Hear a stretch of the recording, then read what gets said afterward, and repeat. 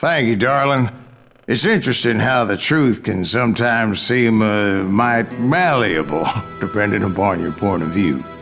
Like how those dime novels make you out to be something you're not? Jack, don't be starting trouble. No, he's right. They do tend to exaggerate. Did they exaggerate your part in taking down the Daltons? Well, I was there in the flesh, boy, so I saw what happened firsthand.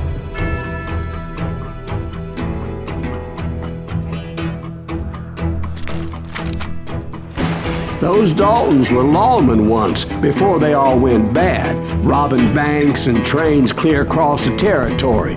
Until Coffeeville, of course. I was one of the citizens who took up arms that day. Fighting on the side of right? I did my best, sir. We all did.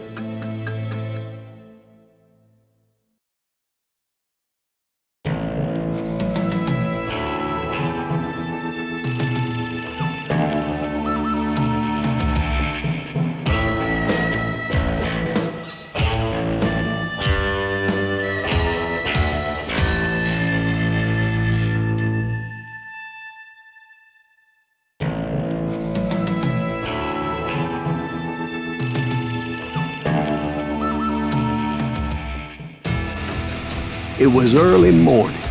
One of my friends was a local gunsmith, and he handed out firearms to anybody who'd take one. You see, the Daltons got it in their heads to rob 2 banks at the same time. 2 banks on the same damn street. Story was Bob Dalton's girl was always writing him about how he had no ambition. Oh, you're nobody next to Jesse James, she'd say. Finally, the bastard took his brothers to Coffeeville just to shut her up. Right. It's always the woman's fault.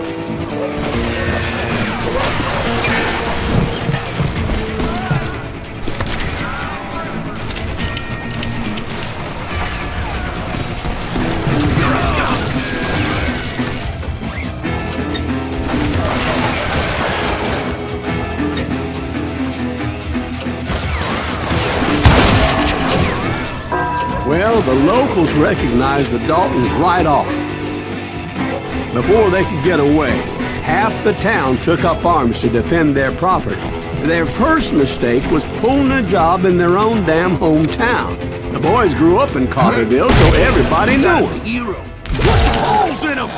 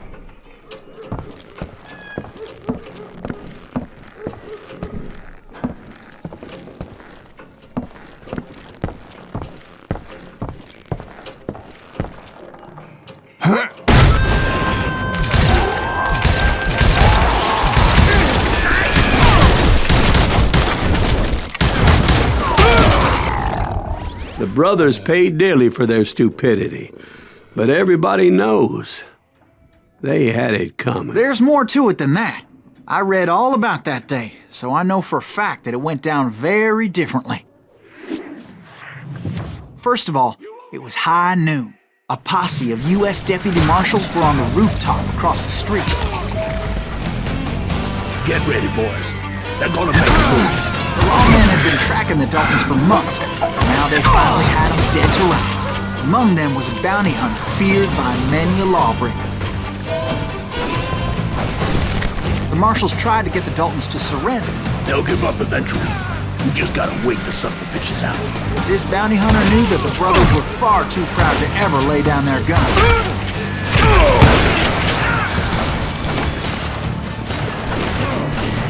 Kill that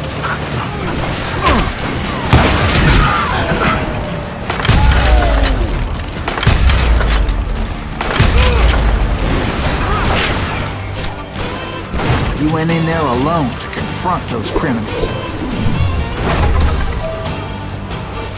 One of the marshals shouted, "Where are you going?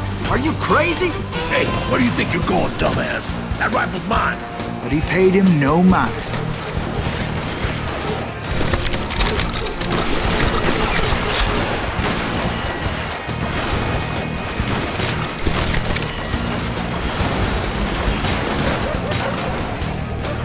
He saw a way to get around to the back of the bank.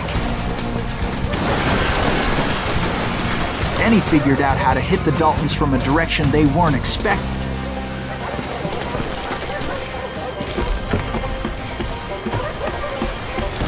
From above. Fortunately, a water tower was right there. A moment later, he was climbing up a steep ladder, laughing at danger as he did.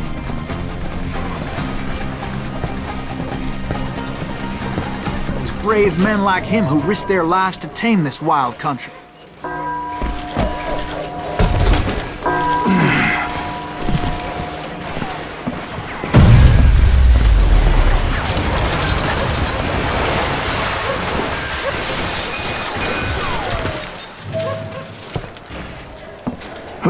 We've got company. Heroic men like him, who did what other men couldn't or wouldn't to make this country free. Like Jim Bowie and Davy Crockett, who died defending the Alamo.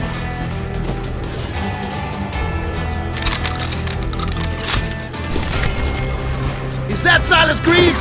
Son of a bitch!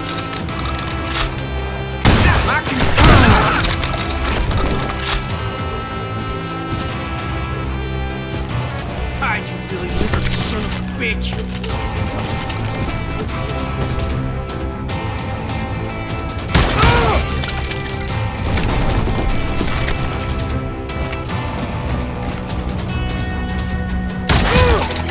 You'll die for this, you hear me? You ain't stopping!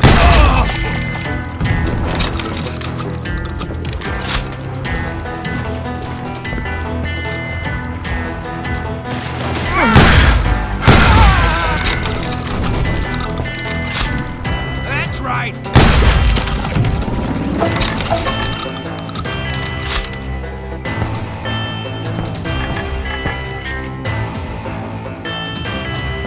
Over there!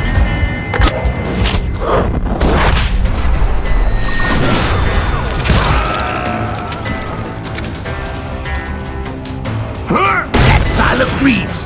What the hell? Blam! Blam! He came away victorious, taking down those thieving Daltons.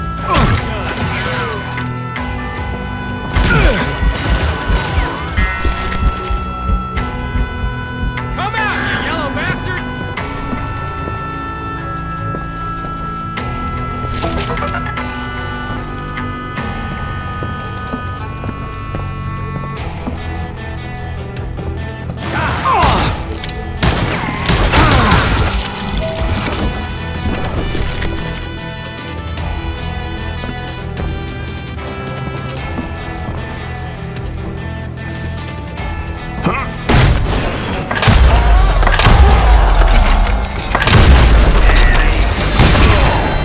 His name was Silas Greaves, and when the dust finally settled, he was the last man standing.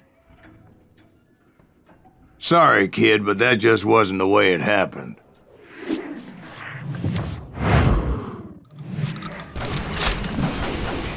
It was early evening, not high noon.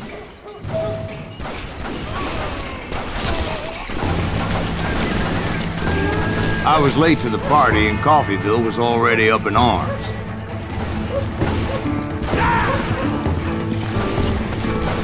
The Daltons blew up a safe and were all set to hightail it out of there.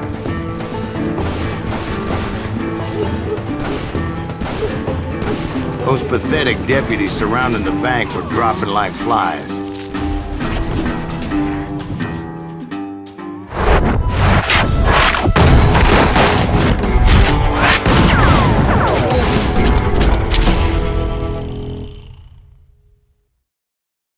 I had been tracking those jokers for months, waiting for them to do something reckless. In for the kill. And finally, they did. Those stupid bastards decided to rob 2 banks at the same time in the same town where everybody knew them. But they still had friends in Coffeeville. Face me, you coward!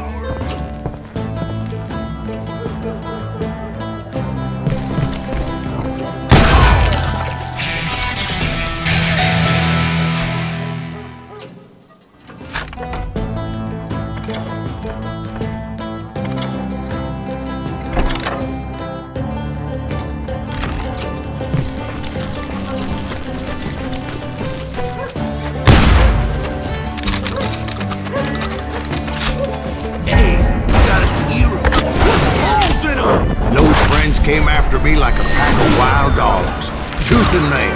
They were coming at me from all directions.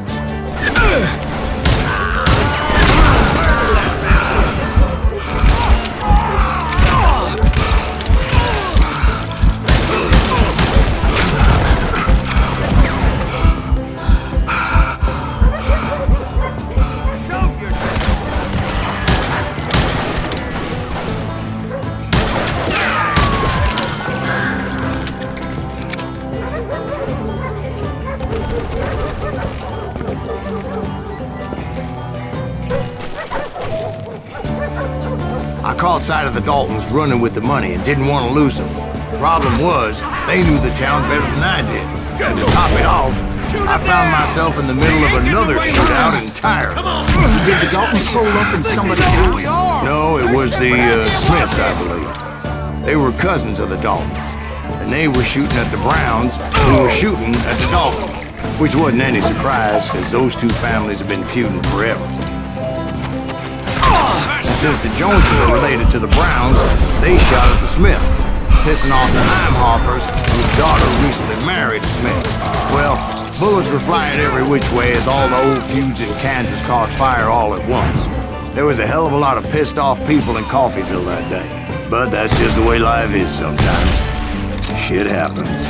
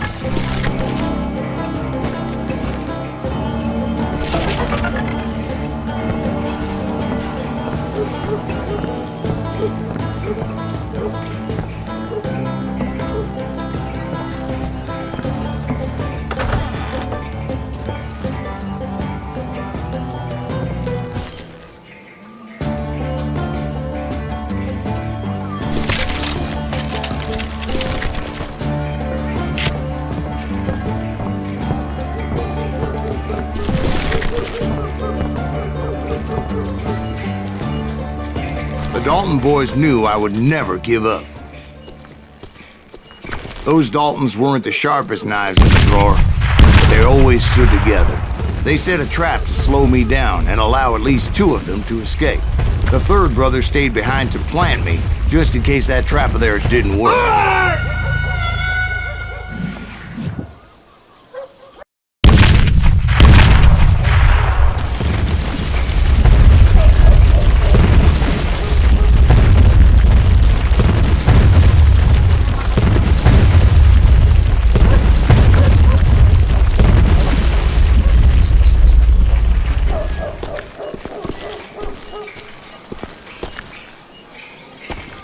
Was Emmett, the youngest, and he decided to stand his ground and face me down.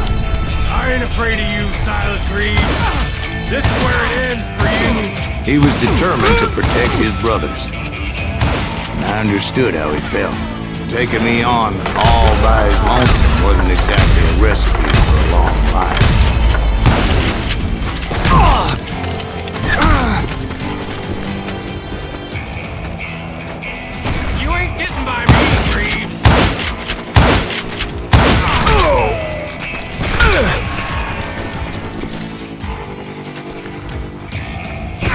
You messed with our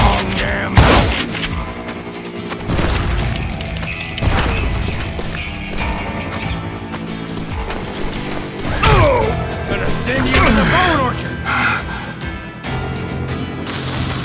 God damn! Is that all you got? I'm gonna cut you in half!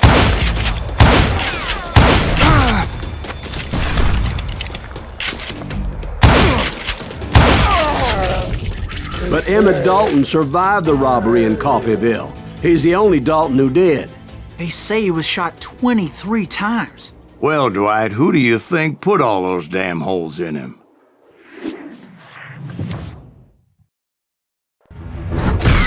But I have to admit, that boy had grit.